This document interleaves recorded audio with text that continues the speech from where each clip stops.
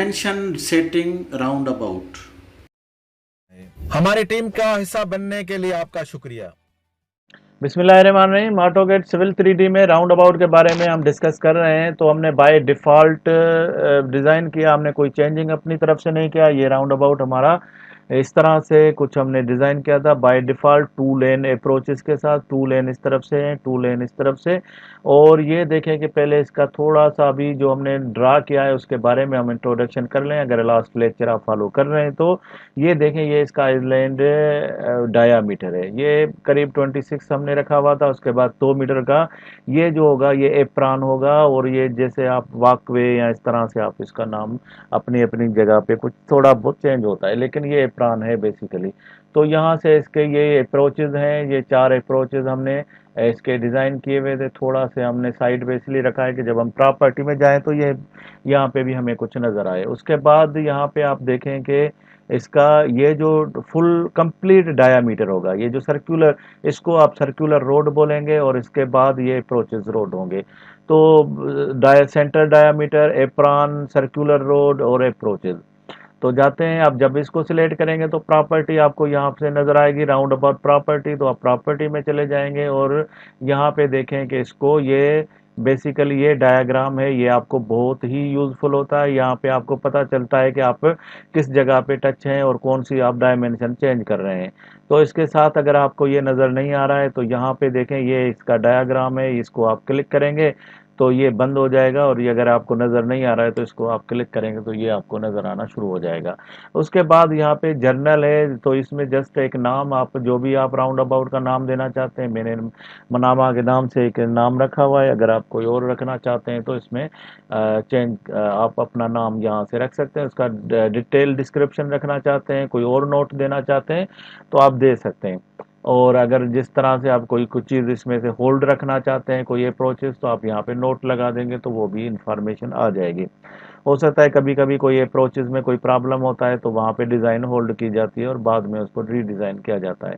तो इस तरह से आप यहाँ पे 2-3 ऑप्शन है, डिस्क्रिप्शन का अलग है, नोट्स का अलग है। इसके बाद आप ये वही चीज़ है जो आपको हमने सबसे पहले बाय डिफ़ॉल्ट लिया था, ये tool double lane round about लिया था। यहाँ पे हमारे पास सिंगल लेन भी मौजूद है, और अ, देखेंगे कि यहाँ पे आपको बहुत सारी चीज़ें आपको यहाँ से भी मिल सकती हैं।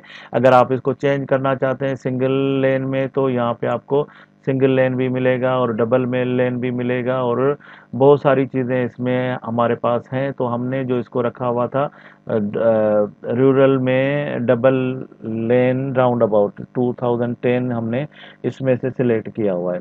उसके बाद हमारा जो स्टाइल है वो आप चेंज कर सकते हैं, और यहाँ पे इसके 4-5 डिज़ाइन दिए हुए हैं, तो डार्क, लाइट, और इस तरह से आपके पास अपना भी, अगर आप कोई स्टाइल रखना चाहते हैं न्यू स्टाइल, तो यहाँ पे बहुत सारे ऑप्शन है। यहाँ पे आप इसके इंटरलॉक और इस तरह से आप लेयर्स, बहुत सारी चीज़ें यहाँ पे न्यू स्टाइल अपना अपना बना के, और यहाँ पे आप सेव भी कर सकते हैं।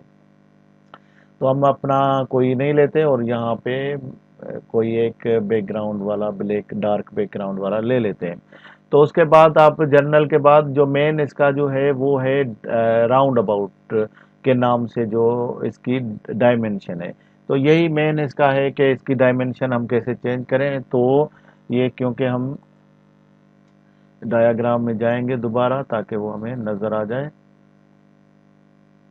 प्रॉपर्टी में।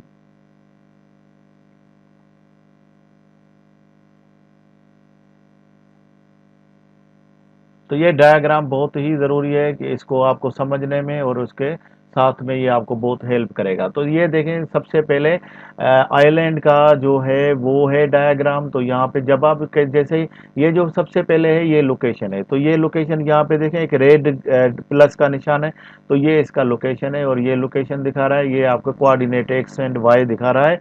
तो सबसे पहले एक्स होगा, वाई होगा बाद में, इस तरह से आपको ये लोकेशन आइडेंटिफाई करेगा। उसके बाद अगर आप इसमें कोई चेंज करना चाहते हैं तो यहाँ से आप चेंज करेंगे तो वो लोकेशन ऑटोमेटिकली चेंज हो जाएगी। अगर आप इस तरह से कोई डिज़ाइन किया हुआ है तो आप इसकी लोकेशन चेंज करें और ऑटोमेटिकली उस लोकेशन पे चला जाएगा। इसके साथ आपके पास ये 26 है, तो ये मैं, अगर ये 26 है, ये बेसिकली आइलैंड का इसका डायाग्राम है वो अगर आप यहाँ पे ये देखें, अगर इस जगह को आप चेंज करना चाहते हैं तो आप कर सकते हैं।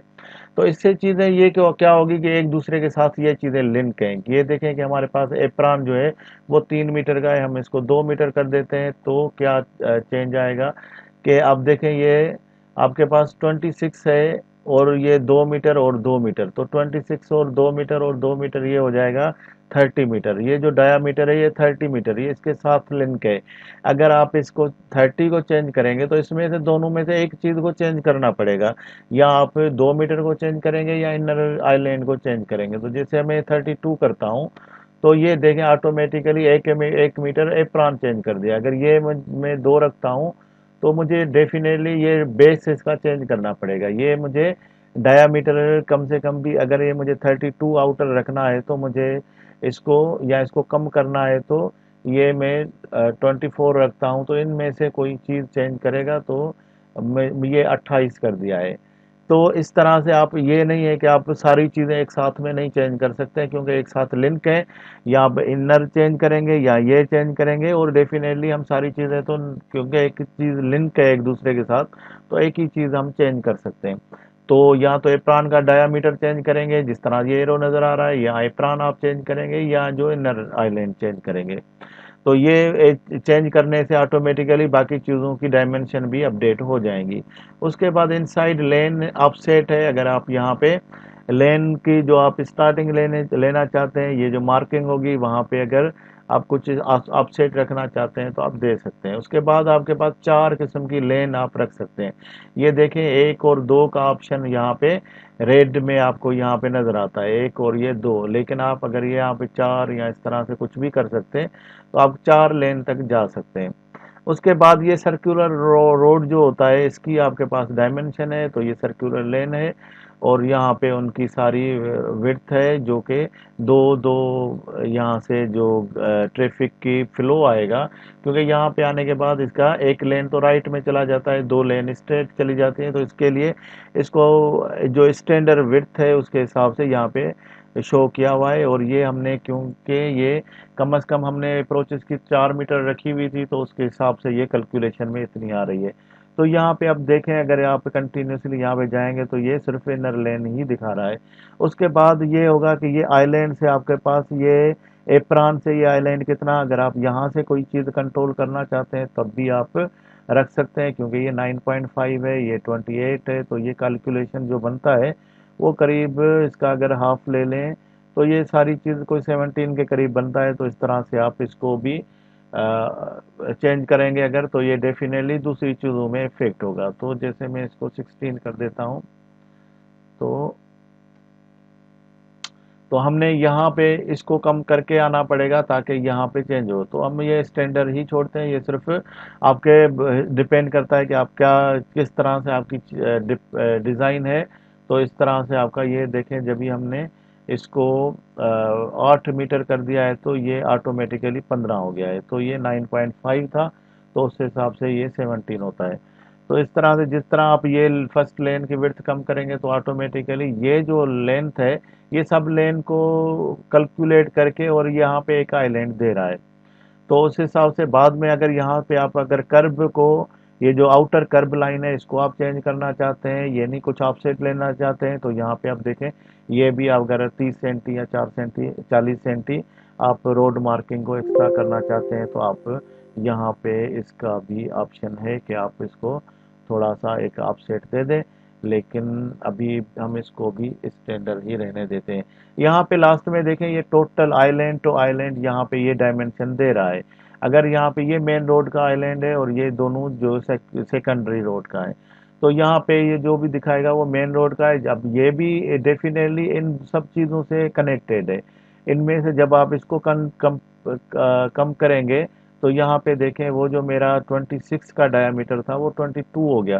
तो ये डेफिनेटली एक दूसरे के साथ लिंक हैं, तो इनके साथ जब भी आप कोई कैलकुलेट करेंगे तो एक सर्किल को चेंज करेंगे डायमीटर, तो उसके साथ जो दूसरी सर्किल्स हैं वो डेफिनेटली इफेक्टेड होंगी। तो आप उस हिसाब से वही डायमेंशन लेंगे जो आपके स्टैंडर्ड में है, या आपके पास जो ड्राइंग, अगर आप किसी बिल्ट इन ड्राइंग में काम कर रहे हैं तो आप देखेंगे कि आपकी कौन सी ये जो राउंड अबाउट है उसका बेस पॉइंट कौन सा है। तो जो बेस पॉइंट होगा उस पे आप कंसंट्रेट करेंगे और उसी को बेस बनाते हुए आप उस डायमेंशन को सही रखेंगे और बाकी चीज़ें आप ऑटोमेटिकली ऑटोकैड सिविल 3D आपको चेंज करके दे देगा। तो नेक्स्ट लेक्चर में हम अप्रोचेज के बारे में डिस्कस करेंगे। हमारी टीम का हिस्सा बनने के लिए आपका शुक्रिया।